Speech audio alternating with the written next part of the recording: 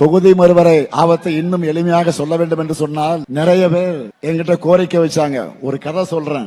நீங்க ஒரு கம்பெனியில வேலை செய்யறீங்க, உங்களுக்கு 10,000 சம்பளம், உண்மையா உழைக்கிறீங்க, சொல்ற வேலை எல்லாத்தையும் நீங்க சிறப்பா செய்யறீங்க, உங்களாலதான் அந்த கம்பெனிக்கு லாபமே கிடைக்குது. இன்னொரு ஆளு அதே கம்பெனியில ஊழியராக இருக்கிறார், உங்களுக்கு கொடுக்கறத விட அந்த ஆளுக்கு 2 மடங்கா, அவருக்கு 10,000 இவருக்கு 2 மடங்கு 20,000 சம்பளம் கொடுக்கறாங்க. ஆனா சொல்ற எந்த வேலையும் அந்த ஆளு சரியா செய்ய மாட்டார். இப்ப எல்லாருக்கும் சம்பளத்தை உயர்த்த போற நேரத்துல வேலையே செய்யாத அந்த ஆளுக்கு 20,000 50,000 சொன்னா எல்லா வேலையும் கரெக்டா செஞ்சு கொண்டிருக்கக்கூடிய இவருக்கு 10,000 12,000 கொடுத்தா அது நியாயமா அநியாயமா?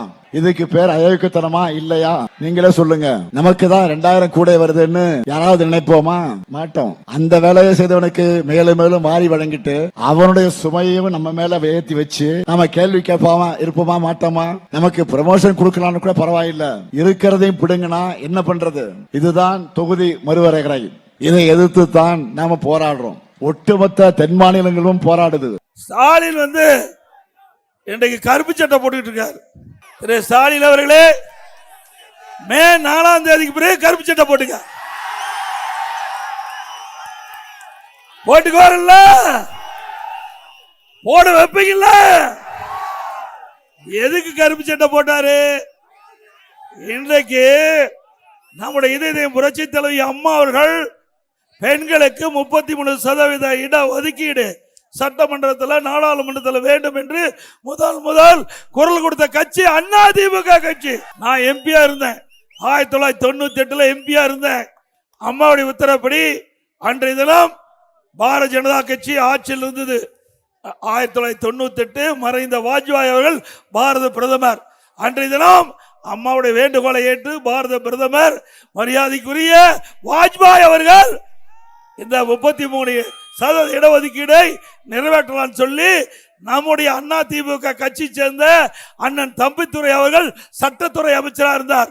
அப்பொழுது அந்த மசோதாவை நாடாளுமன்றத்தில் தாக்கல் செய்கின்ற பொழுது இந்தியா கூட்டணியில் அங்க வைக்கின்றாங்களே முலாயம் சிங் யாதவ், அவருடைய கட்சி சேர்ந்த எம்பி நம்முடைய சட்டத்துறை அமைச்சர் அண்ணன் தம்பித்துரை கையில் மசோதாவை படிச்சுக்கிட்டு இருக்கும் போது பிடுங்கி கிழிச்சு வச்சுட்டார்.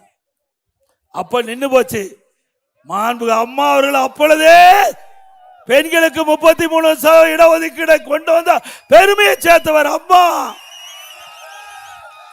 இன்றைக்கு பாரத பிரதமர் நரேந்திர மோடி அவர்கள் பெண்களுக்கு உரிமை வேண்டும், பெண்களுக்கு சம வாய்ப்பு அளிக்க வேண்டும், பெண்களும் இன்றைய தினம் ஆண்களுக்கு இணையாக வாழ்ந்து கொண்டிருக்கின்றார்கள். அப்படி பெண்களுடைய உரிமையை நிலைநாட்டுகின்ற விதமாக சட்டமன்றத்திலும் நாடாளுமன்றத்திலும் 33% இடம் கிடைக்க வேண்டும், இடஒதுக்கீடு செய்ய வேண்டும் என்று ஏற்கனவே சட்டம் ஒருமனதாக நிறைவேற்றப்பட்டு இன்றைக்கு அதுக்கு வடிவம் கொடுக்கிறாங்க. தொகுதி மறுவரையறை எதிர்த்து திமுக சார்பில் கருப்பு கொடி ஆர்ப்பாட்டம் தேர்தல் நேரத்தில் அறிவிச்சது பார்க்கிறேன். இல்ல, இது மிக தவறான ஒன்று, ஜனநாயகத்திற்கு எதிரான ஒன்று. திமுகவிடமிருந்து வேறு எதையும் நம்ம எதிர்பார்க்க முடியாது. சுதந்திர தினத்தையே கருப்பு தினமா கொண்டாடுன கூட்டம் அந்த கூட்டம். ஆனா ஒரு முக்கியமான ஒரு மறுவரை எந்த விதத்திலும் அது தென்பகுதியை பாதிக்காது என்று உள்துறை அமைச்சரும் சொல்லிட்டாங்க, பிரதம அமைச்சரும் சொல்லிட்டாங்க. நான் கேட்கிறேன், முதலமைச்சர் எதுக்கு உணர்வு பூர்வமான பிரச்சனைகள், அதாவது தொகுதி மறுவரை, இந்தி திணிப்பு, SIR, புதிய கல்விக் கொள்கை, இதுல எதுவுமே பிரச்சனை இல்லாததெல்லாம் பிரச்சனையா இருக்கிறதா கொண்டு வச்சுக்கிட்டு அதை எதிர்த்து ஒரு அட்டக்கத்தியை வச்சு போராடிக்கிட்டே இருப்பார். 60 உள்ள திமுகவை பார்ப்பார். ஆமா, 60 எதிர்கட்சியா இருந்தது, அந்த 60 திமுகவை தான் நாங்க இப்ப பார்க்க போறோம். ஒரு பிரச்சனை இல்ல. அதே மாதிரி கருப்பு கொடி காட்டி போராட்டம்னு சொல்றீங்கல்ல, டாஸ்மாக்கு எதிராக உங்க வீட்டுக்கு முன்னால கருப்பு கொடி ஏந்தி நின்னீங்களா இல்லையா? அப்ப இன்னைக்கு டாஸ்மாகோட நிலைமை என்ன?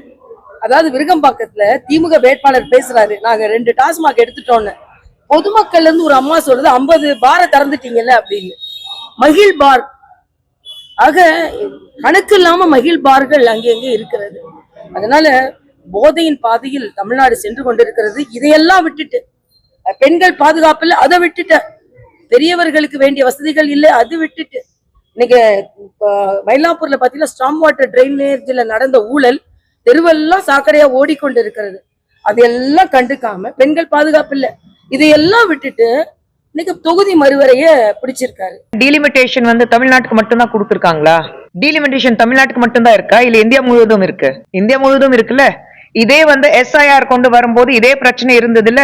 சோ டீலிமிட்டேஷன் ஒரு எஸ்ஐஆர் வரும்போது இதுதான் பிரச்சனை இருந்தது. தமிழ்நாட்டுக்கு மட்டும் விதிவிலக்கு கிடையாது, தமிழ்நாட்டுக்கு மட்டும் டிஃபரெண்ட் ரூல்ஸ் கிடையாது. அதே மாதிரி டீலிமிட்டேஷன் வரும்போது இந்த ரூல்ஸ் வந்து தமிழ்நாட்டுக்கு மட்டும் கிடையாது, ஆல் ஓவர் இந்தியா இருக்கு. இன்னொன்னு, நான் ஏற்கனவே சொன்ன மாதிரி பெண்களுக்கு எதிரான குரல் திமுக ஃபர்ஸ்ட் எழுப்புவாங்க. பெண்கள் முன்னேறக்கூடாது. இப்போ டீலிமிட்டேஷன்னாலே அவங்களுக்கு என்ன பிரச்சனை? பெண்கள் முன்னேறிடுவாங்க, அதுதான் பிரச்சனை இருக்குல்ல. 33% ரிசர்வேஷன். நீங்க வந்து இத்தனை வருடங்களாக காங்கிரஸோட ஆட்சியில இருக்கீங்க, நீங்க என்ன சாதிச்சீங்க? 33% எவ்வளவு போராடிட்டு இருக்கோம். இன்னைக்கு அது சாத்தியமானது, அது உங்களால பொறுத்துக்க முடியல. ஐயோ பெண்கள் முன்னேறிடுவாங்களே, அந்த பிரச்சனை உங்களுக்கு இருக்கு. ஏன்னா அந்த ஆணாதிக்கத்தை வந்து அவங்க மனசுல வச்சிருக்காங்க. அந்த மேல் ஈகோ இருக்கு பாருங்க. திமுக காரங்க அந்த கட்சியில இருந்திருக்கேன், அந்த மேல் ஈகோ உங்களுக்கு பாதிக்குது. பெண்கள் முன்னேறிடுவாங்க, அது இருக்க கூடாது. பெண்கள்னா நமக்கு கீழே தான் இருக்கணும், நம்ம அடிமை தான் இருக்கணும், அப்படிதான் நினைச்சிட்டு இருக்காங்க திமுக காரங்க. அதனாலதான் அந்த டீலிமிட்டேஷனுக்கு அவங்களுக்கு ப்ராப்ளம் இருக்கு. டீலிமிட்டேஷன் சரியாக படிச்சுட்டு டீலிமிட்டேஷன் பத்தி சரியாக தெரிஞ்சுக்கிட்டு பேசினாங்கன்னா பெட்டரா இருக்கும். உதயநிதி அவர்களுக்கு சகோதரர் மாதிரி இருக்காரு, தம்பி மாதிரி இருக்காரு. அவருக்கும் சொல்றேன், தம்பி கொஞ்சம் டீலிமிட்டேஷன் என்ன இருக்குன்னா பிளைண்டா உங்க அப்பா ஃபாலோ பண்ணாதீங்க. கொஞ்சம் தெளிவாக நீங்க படிச்சவங்க கொஞ்சம் படிச்சு பாருங்க டீலிமிட்டேஷன் என்ன இருக்கு. எஸ்ஐஆர் பத்தி இதுதான் பேசுறீங்க, இன்னைக்கு டீலிமிட்டேஷன் பத்தி அதுதான் பேசுறீங்க. பெண்களுடைய முன்னேற்றத்துக்காக, நாட்டுடைய நலனுக்காக தான் டீலிமிட்டேஷன் இருக்கு. படிச்சுட்டு அப்புறம் பேசுங்க. வந்துடுறேன் ஐயா. காலையில திருச்செந்தூர், முதுகுளத்தூர், ராமநாதபுரம் எங்கேயும் எந்த கருப்பு கொடியும் நான் பார்க்கல. மக்கள் யாரும் கூட தமிழகத்தினுடைய முதலமைச்சர் ஸ்டாலின் அவர்கள் கருப்பு கொடி ஏத்துங்க, கருப்பு கொடி ஏத்துங்கன்னு யாரும் ஏத்தல. மக்களுக்கு தெரியும், தமிழகத்தில் இருக்கக்கூடிய எம்பிக்களுக்கு 50% உயர்வு கிடைக்க போகுது. இது 2011 சென்சஸை வச்சு நம்ம செய்ய போறது கிடையாது. பொய்யை சொல்லிக்கொண்டு முதலமைச்சர் சுற்றி கொண்டிருக்கின்றார்கள். நேரடியாக ஒரு மாநிலத்திற்கும் 50% உயர்த்த போறோம். தமிழ்நாட்டினுடைய எம்பிக்கள் 39 59 ஆக போறாங்க. கேரளா 20 30, ஆந்திர பிரதேசம் 17 25, தெலுங்கானா 17 25, ஆந்திரா 25 37, ஒரிசா 21 31. சோ இந்தியா முழுவதுமே, குறிப்பாக நம்முடைய தென்பகுதியில் இருக்கக்கூடிய மாநிலங்கள் எல்லாம் கூட புதிதாக நாம் கொண்டு வரக்கூடிய தொகுதி மறுவரை, புதிதாக கொண்டு வரக்கூடிய 39% இடஒதுக்கீடு, அதில் அதிகமாகும் பெண்களுக்கு ஆதரவாக இருக்கும். ஆனா பெண்களுக்கு இடஒதுக்கீடு கொடுக்கக்கூடாது என்கின்ற ஒற்றை கொள்கையை வைத்துக் கொண்டு முதலமைச்சர் ஐயா ஸ்டாலின் அவர்கள் பொய் சொல்லிக் கொண்டிருக்கின்றார்கள். தமிழக மக்கள் யாரும் அவரை நம்ப தயாராக இல்லை என்பதற்கு சாட்சி, எந்த வீட்டுல எங்கேயும் நான் கருப்பு கொடியை பார்க்கல.